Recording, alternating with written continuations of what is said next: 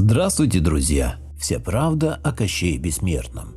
Плодились, подобно роду людскому, боги ирийские, рождали сыновей и дочерей, богов и небожителей новых. Так и в чертогах Навьего мира Чернобог детей своих тьмою вскармливал. Было у Чернобога трое сыновей – Вий, Горын да младший самый Кощей. И пусть рожден был он последним, но сила его велика была. Братья перед ним, что перед владыкой темным кланялись. И по делу было, потому как самое жуткое место в Навьем мире охранял Кощей – лунный чертог, где покоился сам Чернобог. Все знавали о силе безмерной Кощея, о мече его да доспехах, заговоренных чарами темными, так что ни одно оружие его не брало. Душами мертвыми ведал Кощей, да тварями всякими, что в тени да под покровом ночи обитали. И был страх перед ним велик, не только люди, но и боги светлые с ним встречи избегали. Люди страшились ночи, за порог не выходили, поговаривали, что в это время сам Кощей из чертогов своих поднимается, да по земле смертной ходит, души новые ищет. Только ошибались порой, потому как пусть и ведал миром загробным Кощей, а жизнью ничью не отнимал. Не смертью был он, лишь владыкой чертогов темных, куда души неверных уходили после смерти. Как появился Кощей? Кощей или Кощей – славянский бог, славянская мифология. Когда нам в детстве рассказывали сказки про прекрасных Василис и Иванушек, что были слегка, а может и очень дурачками, всюду был злой и страшный Кощей. Он был бессмертным и воротил темные дела, похищал красавиц и пакостил добрым молодцам. Им пугали маленьких деток. Вряд ли мы задавались вопросом тогда, откуда появился этот самый Кощей. Ведь старые народные сказки, и не сказки вовсе, а легенды, в которые охотно верили наши с вами предки в далекие времена. Когда мы слышим имя Кощей, на ум сразу приходит несколько эпитетов, которые намертво вцепились в сказочный образ этого злодея. Старый, костлявый, лысый, безбородый и бессмертный. Давайте заглянем в сказки поглубже и разберемся, кто же на самом деле наш самый большой злодей из детства. Для начала определимся, что Кощей – это не просто персонаж сказок, это отдельная и весьма значимая персона в славянском языческом пантеоне. Не побоюсь этого слова, Кощей – это славянский бог. Корень имени Кощ и его происхождение среди исследователей вызывает бурные споры. Если верить Фасмеру, то имя данного языческого божества происходит от слова «кощун», что в переводе значит «тот, кто надсмехается», богохульник одним словом. Срезневский дает более развернутое толкование слов с корнем «кощ». Кощуна – рассказ, сплетня, скорее клевета, которая не содержит в себе ничего правдивого. Кощунание – предаваться делу нечестивому, грешить. Кощ – костлявый, очень худой. То есть мы определенно можем видеть то негативное направление, которое принимает происхождение этого слова. Впрочем, это и не удивительно, ведь с приходом православия на Русь все, во что веровалось до этого, было объявлено язычеством и бесовским учением. Поэтому возможно, что те, кого называет бог Кощей сейчас кощунами, были не просто язычниками и сказателями басен, но и почитателями культа Кощея. В бытовом понимании у слова «Кощей» два значения, и они имеют разное происхождение – проиндоевропейское и тюркское. Сегодня мы используем слово «Кощей» именно в тюркском понимании, то есть худой, истощенный, нищий и даже раб. Если вспомнить те же самые старые русские народные сказки, то Кощей всемогущ, и он способен на многое. Но в более поздних пересказах появляется тот самый худой и истощенный Кощей, который в корне не соответствует изначальному лику языческого божества. Здесь можно предположить влияние христианства, которое, пытаясь укорениться на русской земле, стало менять устоявшиеся образы на более выгодные себе, чтобы постепенно вызывать у людей отторжение от языческих верований. Если идти другим путем и придерживаться прандоевропейского происхождения слова «Кощей», тогда мы опять-таки возвращаемся к теории Фасмера о том, что Кощей значит «костяной». Но все же есть некая недосказанность в этих суждениях, что если прандоевропейский «хаст» претерпел изменения и вместо слышимого «к» мы получили «г», тогда след уходит уже к английскому слову «хост», что означает «призрак видения».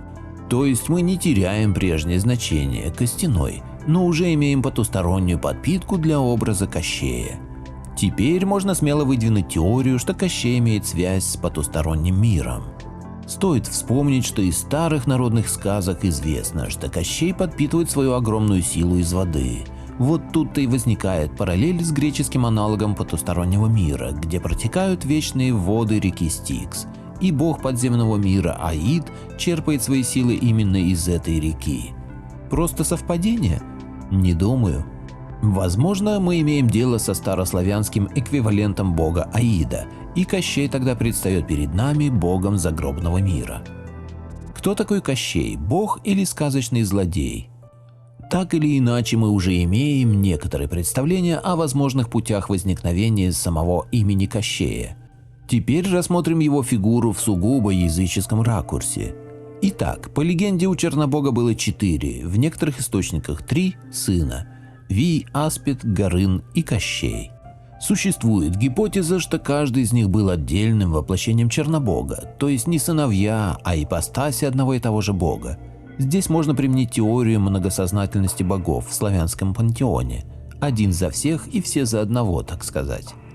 Опустим этот момент и перейдем непосредственно к Кощею. Он младший сын Чернобога, повелитель мертвых душ. Стоит не путать с самой смертью, так как Кощей не отнимает жизнь, он лишь властвует в загробном мире и повелевает уже мертвыми душами.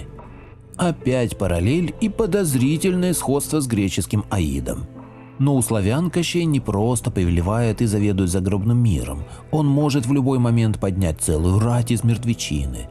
Итак, Кощей – славянский некромант. В его арсенале также неисчислимые знания. Кощей своего рода и чернокнижник. Кощей – искусный воин, о его владении мечом ходит множество легенд. А еще у него есть заговоренные доспехи, которые делают его практически неуязвимым. Ни в одном из древних преданий, сумевшим дойти до нас, Кощей не был побежден. Повержен – да, но не убит. Рождается вопрос, а почему? Давайте вспомним, что говорят сказки об бессмертии Кощея. Смерть его в игле, игла в яйце, яйцо в утке, а утка в зайце. Заяц тот сидит в железном сундуке и цепями прикован к дубу на острове Буяне. Итак, начнем анализ с образа иглы. Игла или даже спица – это оружие для ткачей и пряг. Если вспомнить, что древние славяне представляли свою судьбу в виде полотна, на котором каждая нить – это человек. То есть игла в этом случае орудие для вышивки судьбы мироздания. Затем рассмотрим образ мифического яйца. Оно упомянуто не случайно. Что если это прямая подсказка к божественному происхождению сказочного Кощея и его непобедимости? Яйцо – это символ мироздания у древних славян. Именно из яйца был рожден великий род и все мироздание.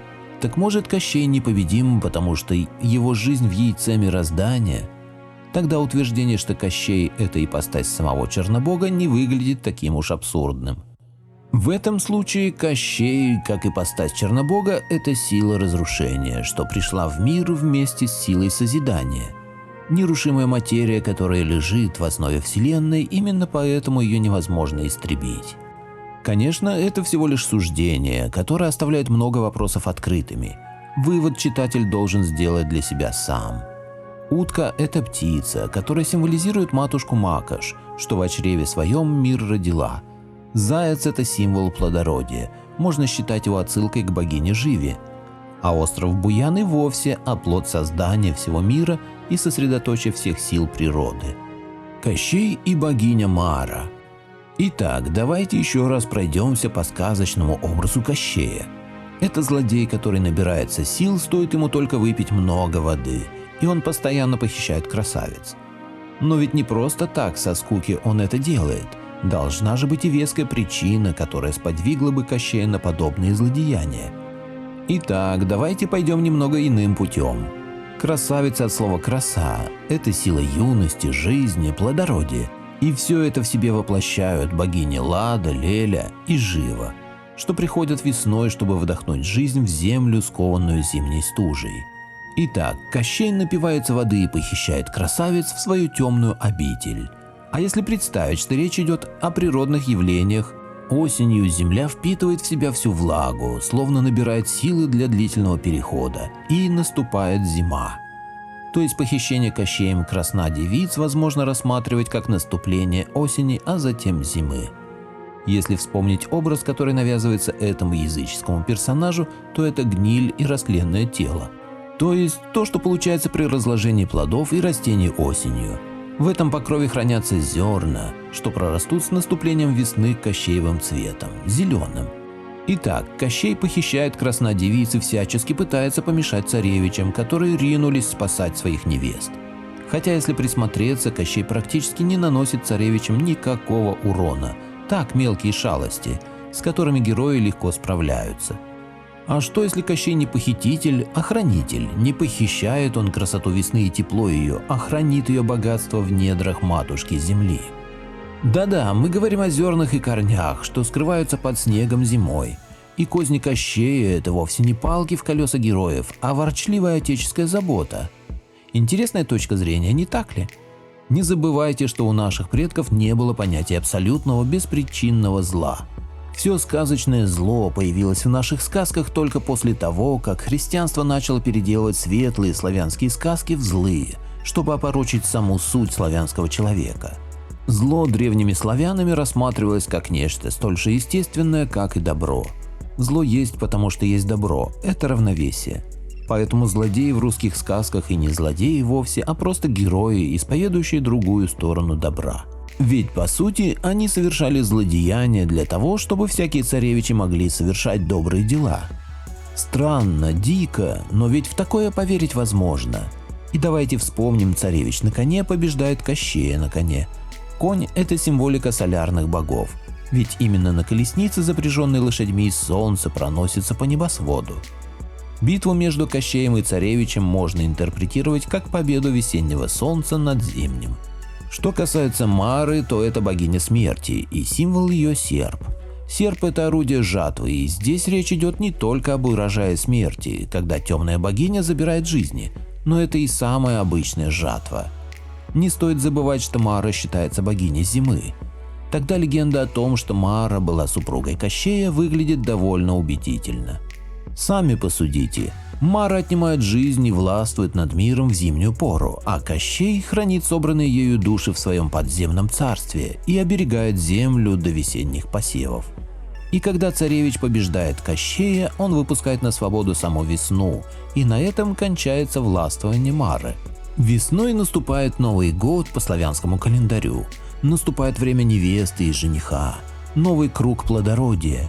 Если вспомнить доводы о том, что Мара – это темная ипостась Лады и других светлых богинь, то почему бы подобные суждения не допустить и в случае с Кощеем? Быть может, битва между ним и мифическим царевичем олицетворяет перерождение темной силы в светлую. Согласитесь, это довольно занимательная теория. Так или иначе, за каждым образом в славянской мифологии стоит свой сакральный смысл и мудрость. Нам остается только попытаться это постичь. Родные мои люди, давайте помнить своих предков, давайте возрождать старые славянские традиции, сказки и праздники. Благодарю всех, кто подписался на мой канал и смотрит мои видео. Ссылка на статью в описании. Поделитесь моим видео в соцсетях с родными, друзьями и знакомыми. Люди имеют право знать все точки зрения. Всем спасибо за внимание, буду рад вас видеть на своем канале снова.